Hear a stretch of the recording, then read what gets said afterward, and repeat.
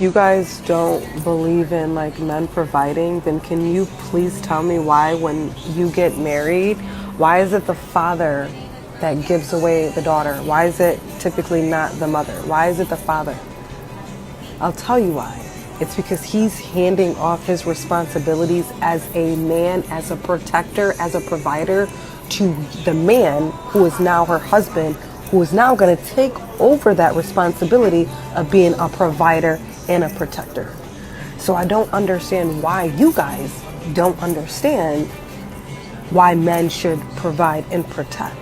When you get married, that's why your father gives his daughter away to the next man. He's pursuing him, relieving him of his responsibilities, which is why he has to give his daughter away.